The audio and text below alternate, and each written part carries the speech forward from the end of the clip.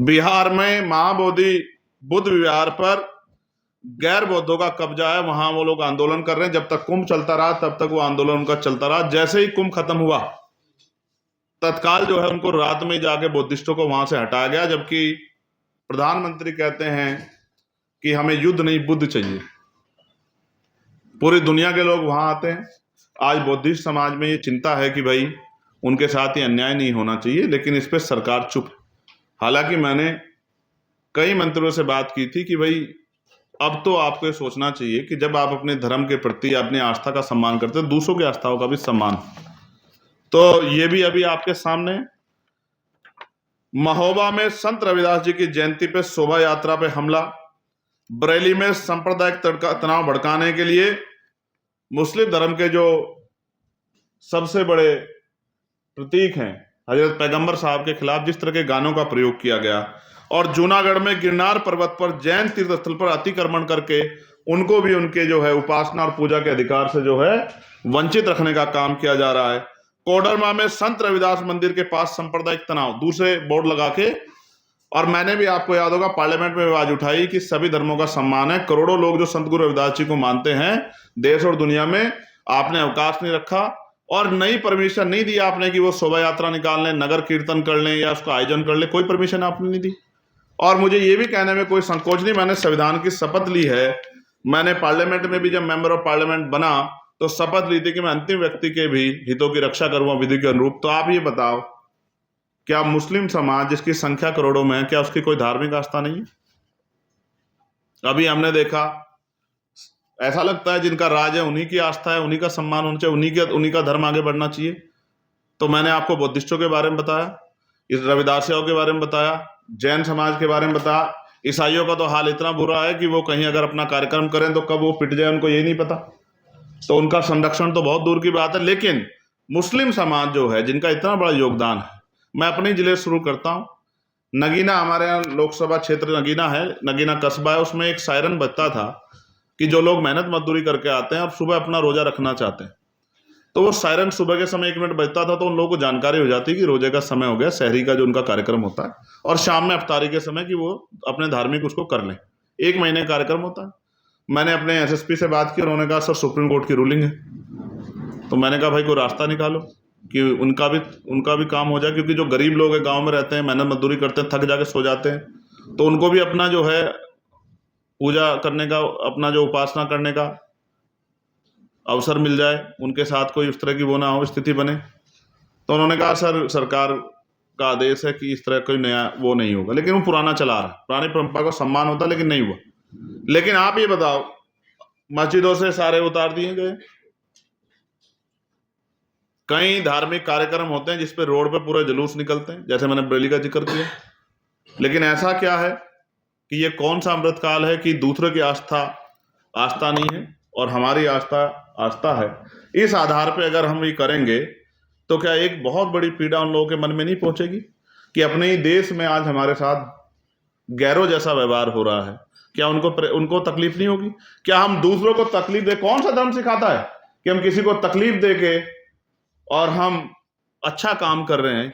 मैं तो इस बात का समर्थन नहीं करता। तो मैं सरकार को ये कहना चाहता हूं कि इस तरह का माहौल बना के और उनकी धार्मिक आस्था कुचल के और उनको जो है उनमें अविश्वास तैयार करके किस तरफ देश को ले जाना चाहता, तो ये भी मैं आपके सामने विषय भी मैंने रखा कि किस तरह का जो है धार्मिक आधार पे आज के समय में कार्य हो रहा है। और हम तो सभी की धार्मिक आस्थाओं का सम्मान करते हैं। हमने तो जो भी कहा किसी भी विषय पे, वो वही कहा जो पुराणों में लिखा गया है, हमने वही कहा, उपनिषदों में लिखा गया है। हमने कोई भी बात ऐसी नहीं कही जिसको आप असत्य साबित कर दे। तो मगर अगर किसी को पीड़ा होगी, जैसी आज पीड़ा मुस्लिम समाज, बौद्ध समाज, जैन समाज, ईसाई समाज महसूस कर रहा है, तो उनकी बात कहनी पड़ेगी। आर्थिक क्षेत्र में ये बड़ा चिंता का सबब है। आपने देखा किस तरह निजीकरण हो रहा है, सरकारी नौकरियां बिल्कुल जीरो हो जा रही, और इसकी चिंता तो सभी वर्गों में है, दलित पिछड़ों के अलावा भी, आदिवासियों के अलावा भी सभी वर्गों में, सामान्य जाति के लोगों में इसकी चिंताएं हैं कि उनका बच्चा कभी सरकारी नौकरी नहीं पा पाएगा क्योंकि वो रास्ते बंद हो गए। तो उसके बाद लोन नहीं मिल रहा है, प्राइवेट सेक्टर में क्या बुरा हाल है, देखो शेयर मार्केट कहां गिरी इस बार, कितना बुरा हाल हो गया व्यापारी लोगों का भी। लेकिन एक जो है पुरानी सरकारों ने पट्टा जमीन दी थी खेती करने के लिए, जिनसे अपने परिवार का पालन कर लिया जाए। लेकिन अब वो जमीन भी जो है कई जगह पे तो पहले कब्जा नहीं कर पाए, सामंतियों ने कब्जा नहीं करने दिया। कई जगह पे अगर कब्जा मिल भी गया तो पूरा दूर से कागज बना के अधिकारियों के जरिए डरा धमका के वो जमीनें छीन ली। और अब कई जगह पे तो सरकार खाली करा रही है। जैसे अभी आते आते मीडिया के साथियों मेरे पास फोन आया श्रावस्ती से कि साहब हम पे जो जमीन थी पट्टा मिला था पिछली सरकार में, पूर्व की सरकार में, वो जमीन हमसे छीनी जा रही है सर, आप हमारी जान बचाइए, हम लोग कहां जाएंगे। और बागपत में ऐसी पट्टों की जमीन सड़क पे आ गई तो वहां के अधिकारियों ने नया खेल शुरू किया। उन्होंने कहा भाई अब ये जमीन जो है ये हाईवे किनारे आ गई तो अब आप कहीं पीछे जमीन आपको देंगे, आप इसको छोड़ो। जिस जमीन को 40-50 साल में तैयार करके रहने योग्य बनाया आज उसको छोड़ो, क्योंकि आप हैं कौन उस जमीन पर रहने वाले, आपको तो कोई अधिकार नहीं होना चाहिए। तो मैं और मेरे साथियों में ये चिंता है, नौकरी नहीं है, रोजगार नहीं है, जमीनें छीनी जा रही हैं, ना कोई जियो है ना कोई ऑर्डर है, बस जिसकी लाठी उसकी भैंस हो गई है।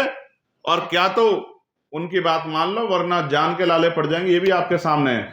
और फिर पूरे मामले को रफा दफा करने में भी अब एडमिनिस्ट्रेशन और पुलिस का जो रोल है वो सरकार के कभी कभी नतमस्तक नजर आते, ये भी चिंता का विषय है। इन सब बातों को ध्यान में रख के हमारी पार्टी आजाद समाज पार्टी काशीराम ने और भीम आर्मी ने ये तय किया है कि 10 तारीख को 10 मार्च को, क्योंकि बाबा साहब अम्बेडकर ने कहा था अन्याय करने वाले से अन्याय सहने वाला ज्यादा दोषी है। और उन्होंने ये भी कहा था कि अन्याय का प्रतिकार नहीं करोगे तो ये अन्याय कम नहीं होगा अपितु ये बढ़ेगा। और काशीराम साहब ने भी हमें संघर्ष करना सिखाया, फूले साहब ने, साहूजी महाराज ने, मामना राम सुख वर्मा ने, बाबू जगदेव प्रसाद कुशवाहा ने, जननायक कर्पूरी ठाकुर ने, सर छोटू राम ने हमें संघर्ष करना सिखाया।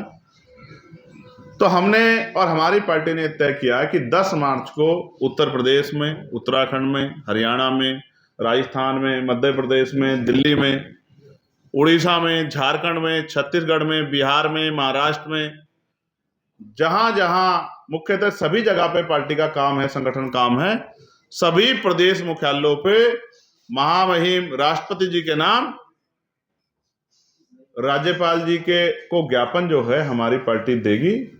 और संघर्ष करके जितने जितने विषय उनके प्रदेश में 1-2 महीने के अंदर, ये भी सैकड़ों में होंगे, वो वहां के डीजीपी को भी, चीफ सेक्रेटरी को भी अवगत कराएंगे कि भाई इन लोगों की जान की रक्षा करो, इनको न्याय दो। और ये जो धार्मिक उत्पीड़न आप लोग कर रहे हो, जातिगत आधार पे जो अन्याय हो रहा है, इसको बंद करो।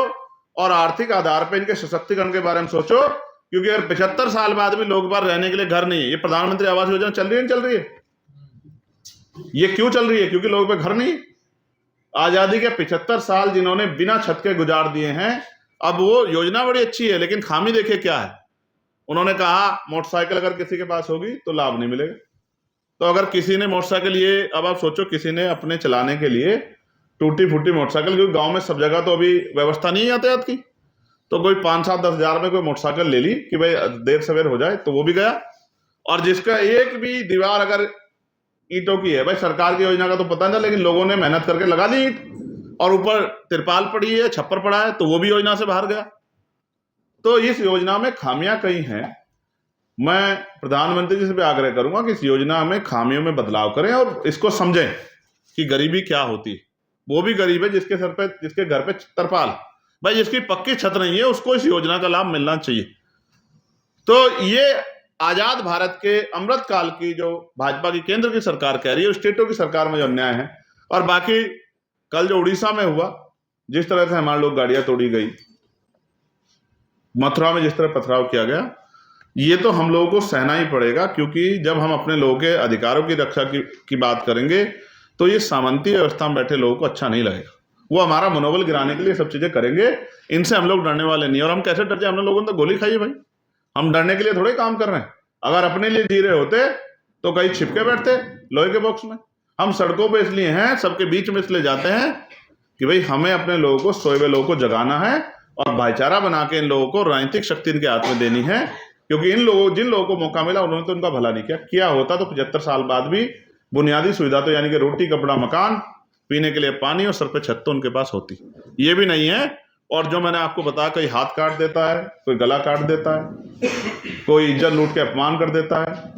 तो ये सब चीजें भी, कल तो राजस्थान की एक बेटी जो पीड़ित है वो अपने सम्मान के लिए टंकी पे चढ़ गई। ये है आजाद भारत का अमृतकाल का समय। इसलिए मैंने मीडिया के साथियों को अपनी चिंता व्यक्त की और 10 तारीख को सभी प्रदेश मुख्यालयों पर हमारे साथी भी सुने, क्योंकि अभी हम लोगों ने तय किया था, तो हम अपने साथियों को भी, भीम आर्मी आजाद समाज पार्टी के साथियों को कहना चाहते हैं कि उनको भी प्रदेश मुख्यालय पे जो है एक मजबूत उपस्थिति अपनी दर्ज करा ली है कि अब हम इन अन्याय पे चुप नहीं रहेंगे और सरकार इनकी जानकारी करके और इनको निस्तारण करे, लोगों को न्याय दिलाने का काम करे और आगे आने वाली घटनाओं को रोके। अब